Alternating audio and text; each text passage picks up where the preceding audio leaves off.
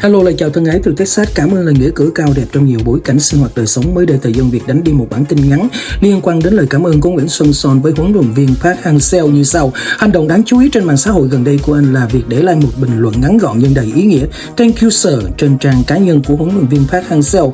Lời cảm ơn này dù đến muộn nhanh chóng thu hút sự quan tâm yêu thích của cộng đồng fan hâm mộ bóng đá Việt Nam với nhiều lượt like. Nguyên nhân sâu xa lời cảm ơn này xuất phát từ lời động viên quý báu của huấn luyện viên Park Hang-seo dành cho Nguyễn Xuân Son trong quá khứ khi tiền đạo này không may gặp chấn thương. Đây là lời động viên đăng công khai tại trang cá nhân của huấn luyện viên Park Hang-seo. Ông nhấn mạnh mỗi cầu thủ đều là một thành phần quan trọng của đội tuyển. Bất kỳ ai chấn thương đều là tổn thất với toàn đội. Ông bày tỏ hy vọng Xuân Son sớm bình phục tiếp tục trở lại cống hiến cho bóng đá Việt Nam.